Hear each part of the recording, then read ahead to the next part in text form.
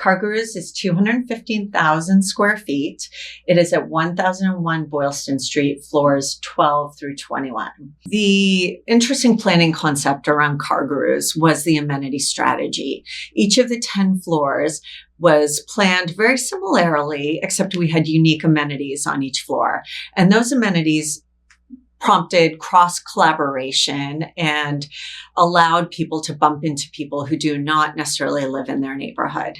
We had a design aesthetic that was based on the automotive industry, not just road trips or the sleek design nature of cars, but also the CarGurus design pillars and their philosophy around their own culture. One of the unique elements that really became a center of the new CarGurus workplace is their barista bar. Floor 20 has not only their barista bar, but a full town hall and an offsite conference center. And that's become the hub of their new culture. They give coffee, snacks, their employees run into each other, and it's just been a great place for everyone to collaborate. On top of all the other design features, CarGurus really felt strongly about promoting an inclusive culture, not a culture just for the car nerds and car geeks, but a culture that supported women, supported men, supported different cultures and neurodiverse components. So every space was considered in terms of position and posture, colors, ability for others to focus in different ways and work in ways that optimize their own personal preference. We also designed centralized mother's room that were really customized on how mothers needed to use the room. There's a variety of suites throughout the facility, so mothers have the opportunity to go when they need to nurse and not have to wait. And they're customized with refrigerators, with sinks, with individual nursing rooms, so mothers really feel like they're in an environment where they're safe, protected, and the environment nurtures them to do what they do. Welcome to Boston Real Estate Times. Our guest today is Reetika Vijay. She is a managing principal of Interior Architects IA in Boston. We are going to talk to her about one of her latest projects, CarGurus headquarters at 1001 Boylston Street in downtown Boston. Ritika, welcome to our studio. So nice to be here. This is your second time you are here. This is my second time. It's like home. That's perfect. Excellent. Makes sense. So I was doing some reading about CarGurus headquarters, newly designed headquarters. Yes. Yeah. One thing stuck with me that when the design concept started of CarGurus headquarters, which is about 215,000 square feet of office space, which is massive. In today's context, yes. So the design process really began during the COVID time. And as the plan was going on, the COVID hit. So this is one of the projects where some unnatural disaster can affect the design. So what happened and how did the design really change by COVID, or how it happened? Oh my gosh, I could spend hours telling you this story, but I'll try to make it brief. I was hired right as the pandemic hit. And as you know, the whole world changed at that point, but no one really knew how it changed and how the workplace would be affected. So when we were engaged by CarGurus, we knew we had about 10 floors 12 through 21 to design. Each floor was around 20,000 square feet, totaling the 215,000 square feet. And there was a simple math equation for how many seats we wanted to fit. Now, CarGurus, when the planning first started, they were still thinking, hey, we are who we are and we will operate the way that we've operated from day one. We want this office space to be 100% assigned where every individual has their own desk. So IA, being the service-oriented architect that we are, went about with that pledge. Every single floor pretty much mimicked itself in that it was workstations throughout, limited offices, and then there were common spaces, collaboration, amenities per floor. Well, we went through the design process and got all the way to midway through the process, design development. And CarGurus came to us. It was midway through the design process. And they said, you know what? This workplace is not going to work for us as we initially designed. Our people are still working from home. They do come in from time to time. However, we need to design a workplace that can accommodate the new way people consider work and the new way that people work. So IA, we were fortunate enough to be helping our clients globally design their workplace of the future, their post-pandemic workplace of the future. And we had a lot of experience understanding, recognizing what that meant to clients. No longer was it a sea of workstations with offices and some collaboration points. The workplace really became a landscape of desking, traditional desking, and maybe more so benching, but combined with choice work points. Tell us a little bit about work and space ratio. Yep. How did it, like, what was their original plan before the pandemic? Yeah. And did it have an impact or no, not really? It did. So before the actually the original design had workstations, offices, and collaboration spaces, and a mix of all of that. In order to shift, we knew we needed more collaboration space because that's what post-pandemic workspace is about. People go in to collaborate. So we converted many of the offices to collaboration spaces. There were only 2 offices that were assigned left, one for the president and one for the founder. All of the rest became conference space or hoteling offices.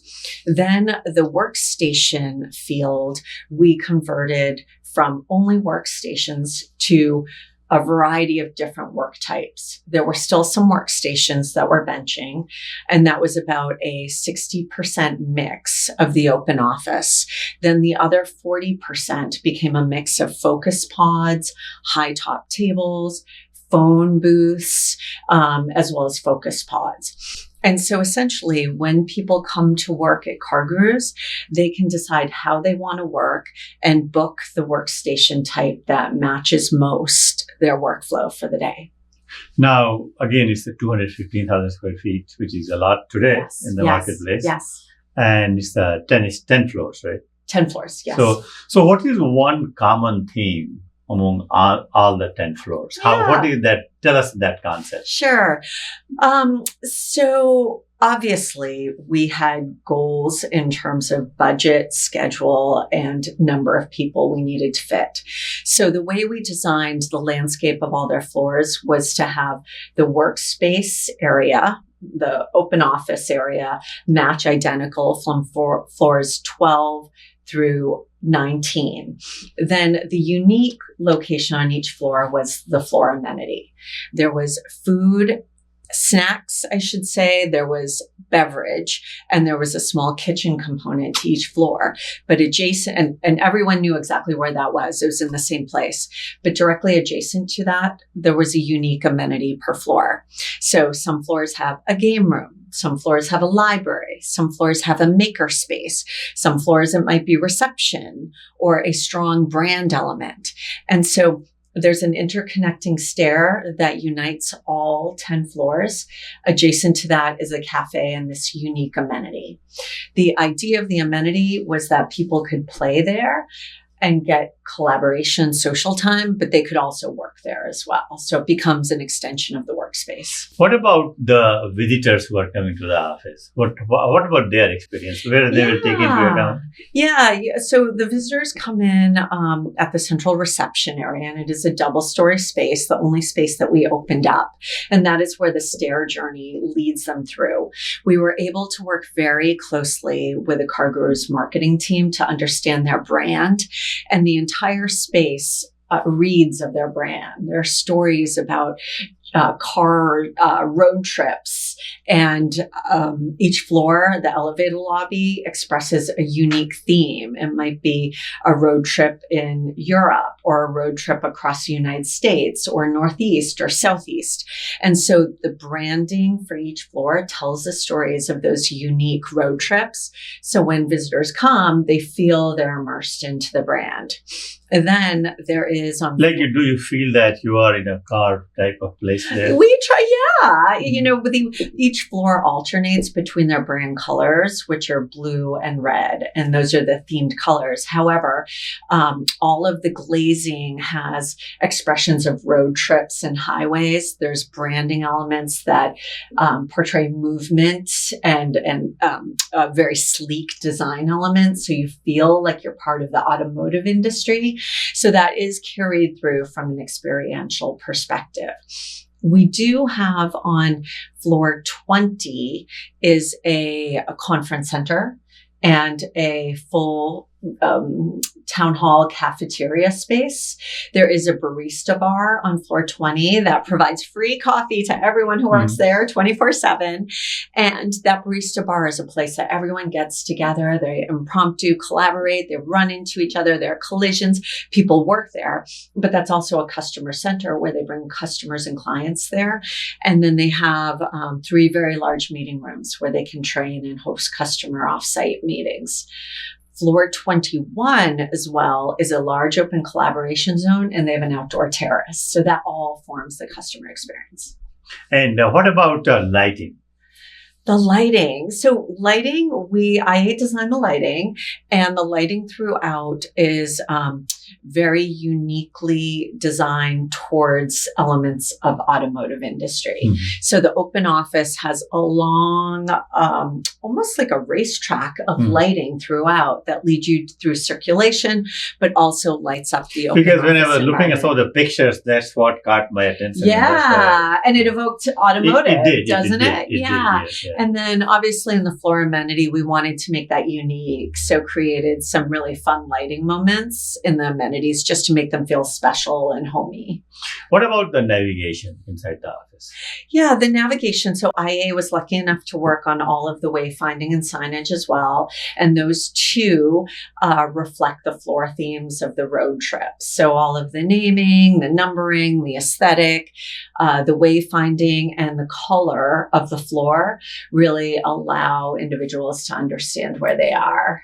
Now, CarGurus has about 1,000 employees. How many of them are expected to work in that? All of them. All of them? Yeah. So the interesting thing that was unique to CarGurus is the majority of our clients, you can expect many people not to be in the office. They're either traveling or they're at client sites or they're, working elsewhere at other satellite locations. But CarGurus, even though they have multiple locations globally, they are very much an in-office culture. They do not travel much. They expect their people to be in. So even today, as their workplace has evolved, they do allow work from home, and they have policies that are kind of changing, and they've landed on a new one where they track department by department individuals' days in the office and days out of the office, but rather than per week, which is most what of our clients do, they track them by month. They allow individuals to say, maybe where they're coming in 1 month a week, or they're coming in 2 days every week. 1 week a month, Okay. or coming in 2 days, 2 days a week. So it's really up to the individual department. But they are growing so rapidly that we are already working with them to understand how they can optimize their space to fit more people, which is great. Good news. Good in news. This market, Yeah. we need some good news like that. Great news. Great news. So now let's talk about the amenities. Yes. So what is difference in terms of, when you hear cafes and all this stuff in many other offices, but what is so different about amenities offered at CarGurus? Yeah. When you have so much square footage spread across 12 different floors, you really need to figure out a way to keep your community united. And you have to give people an excuse to leave their floor where they have their own coffee, they have their own water, they have their own snacks, they have their own department, and enable them to move and cross-pollinate across floors. And so that was the idea of why we decided each floor should have a very unique amenity. And sometimes those amenities are actually catered to the individual departments that reside on the floor. But if someone's on one floor and decides, hey, I want to be social, I want to take a break, I want to play some ping pong, then that motivates them to go to a different floor because their floor doesn't have it. If someone feels like, I need to get away from my desk and I want a quiet place to work, then they would move to a different floor and use the library. So it really encouraged that movement between floors. And I think, one of the most exciting things that the president said to me was what he found most successful about the space was the floor 20 barista bar. And he said, we put that in because we wanted a place where we would bump into everyone. And that happens. You go up on that floor and you see everyone coming up for their coffee and meeting each other and really promoting those impromptu collaborations. So that's the goal of amenities. You can work there. You can eat there, you can play there, and you can bump into people you may not see. So now if you can talk about the concepts of design, how it was, how involved CarGuru was, or it was basically your idea. No. Okay. It's always the client. Always the client. Okay. So, when we started design process, we engaged very heavily with the client team. And we led a variety of visioning sessions with a steering committee, a senior leadership team, to really understand what those design pillars should be around their space. And not only did it include concepts around automotive industry and road trips, but also pillars around who they were as an organization, right? Their fundamental beliefs. And so we took all of that and presented back to them what we felt represented that from a tactical material perspective, finishes, lighting, all the way through. And it was really iterative. There was a really strong client component from marketing who very much reviewed all of our designs to make sure it was on point with their brand, with their colors, with their storytelling, with their graphics and how they display their graphics. And so overall, though we orchestrate the design, it really is the client who is leading that. So now, if you look at let's talk a little bit about the construction part, the building and design. And in downtown Boston, in that location, how challenging it was, how long it took to really complete that? It took a couple of years to complete that. I mean, that was a big project. So the building was being built by Suffolk Construction. Samuels was the developer who is also the landlord. And at the same time, our general contractor, Structure Tone, was in the mix. And so having two general contractors in the building, you got to play well. And both of them are extremely professional and had experience working together and really, couldn't say better things about their collaboration. But we were designing things like a double-story reception, a stair that went from floor 12 all the way up to 21, an outdoor terrace. So there were a lot of places where the core and shell construction met the interior construction, and they were designing as we were designing. So we really had to orchestrate weekly meetings with them, lots of drawing reviews, lots of touch base. And, I think there were things that were surprises to both of us as we went through the process, but we just got together, rolled up our sleeves and worked it out. Now, as construction was progressing and we are coming out of COVID and there was a lot of talk about delay in the supply of materials and cost going up. Did that impact the actual cost of your project there? Can you talk about that? It did. But, it did. And I think Structure Tone did quite a variety of cost estimation all the way through. But they are true professionals. They understood that there might be escalation, and they put a percentage of escalation on the initial costs that they presented. And as we went through, they recosted things phase by phase, drawing set by drawing set. And so eventually we got to the point that the escalation markup could go away. The contingency markup could go away, design contingency, and they could get real numbers. They also, issued a fast track or early release packages. So for the stair, we had to get the steel going very quickly so that we've all collectively fast tracked that piece so they could start the building and order material for that. So, I think this entire project, it was very large. There were a lot of factors in the world that we could not control, but together being creative about materials, about lead times, early release, we managed to get it done on time. And when did they finally move in? They finally moved in. You were going to test me now. So probably like 3 months ago. 3 months ago. 3 months ago. But I don't remember the date. Okay, no, that's fine. But they had the grand opening and it was great. The Excellent. mayor and the governor came and it was amazing. And they were also before they were in different locations. They came from Cambridge and they had multiple buildings there that they were in, that they had grown in organically. And so this was their opportunity to get everyone under the same roof. And this was their opportunity to create a destination, bring their people back, re-energize everyone with this exciting new workspace and take it on as a brand that is committed to Boston, which is so what is your favorite space at CarGurus headquarters?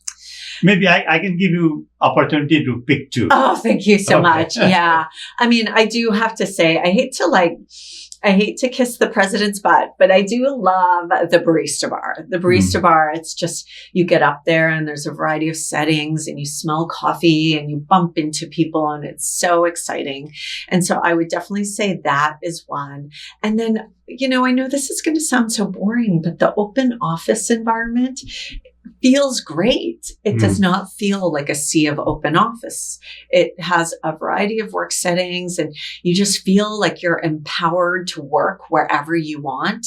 And it's very comfortable and invigorating. So now, two other things I have noticed that lately emerging in designing offices is diversity, equity, and also a special attention to moms. Yeah.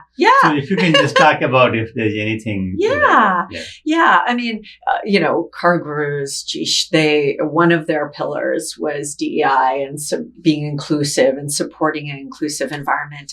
And oftentimes in organizations that deal with sports or cars, it can be very male dominated and very much a bro culture.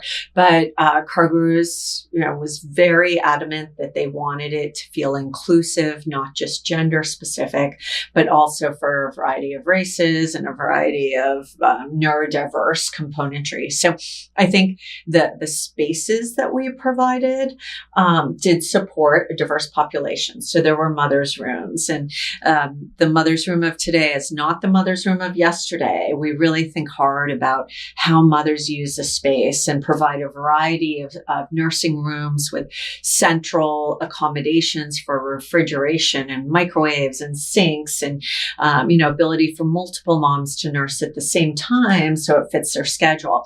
There were wellness. It feels like a home or something. It is. I wish I had that as a home. That's like a whole suite. And, things for prayer and for wellness and really a variety of spaces to just allow multiple cultures and multiple genders to use the spaces they need. Then on the flip side, for the neurodiverse inclusivity, just offering a variety of spaces where people can work how they want to work, whatever works for their own. Some people get distracted very easily, so we give them focus pods. Some people need a buzz to work so they can work in the amenities. So, and then the fit and finish also was very gender neutral. So it didn't feel too masculine, it didn't feel too feminine. It really accommodated a wide variety of culture specificity as well.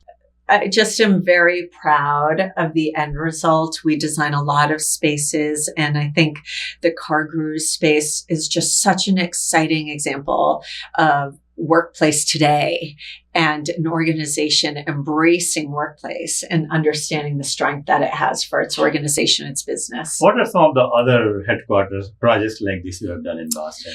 Yeah, we talked about Cambridge Associates, Yes, I remember and that was yeah. so exciting. Sure. We also have recently designed Clavio, which is 150,000 square feet of workplace interiors. There are other financial service organizations, Thomas H. Lee. We just finished that one, and they're not as they are 100% assigned, but it's still more progressive from where they were. Other financial confidential that I cannot name, but they did quite a few choice settings. So workplace is happening and people are committed to it. And we are so excited about it. So now a last question for you. Yeah. So imagine we are in 2050. Yes. So how do you look at the interior or office at that time? Oh my gosh. 25 years from now. Do you have a crystal ball? I don't know. I guess you have. Throw the dice. Yeah, it is so impossible to predict what office space will be in the future. I mean, as we know, none of us could have predicted the pandemic. However, we see trends. We see things happening. And right now and always. So if you can talk about some of the trends which are very right facing us right now. I mean, right now, workplace is all about being a destination. Everyone who is supporting clients who are opening workspace, they're all asking, how do we bring our people back without mandating that they come back? So slowly, CEOs are thinking of how to get their people back. And we just saw the news with Amazon and many others are flipping back to a 5-day workspace work style. So I do think companies will be going back. I think it'll take a while, but eventually we will be getting back to either 3 days in or 5 days in, but something more rigorous around that. I do feel like workspace, what we hear is that the most popular setting in workspace is always the desk. Always, no matter what we provide, it's always a desk. So for me, I think, right now the mix we put out there is 60-40 desk versus other space. I'm thinking it'll go heavier towards desking. Technology, everyone wants double monitors. And that is something that we are putting into every workspace that make it more usable for individuals. So 2050, I don't know what it's going to hold, but I do believe that workspace will come back and maybe even cycle back to some of the more traditional ways that workspace used to work. Reetika, thank you so much for your time. Really enjoyed chatting with you. Always a pleasure. Excellent. Always a pleasure.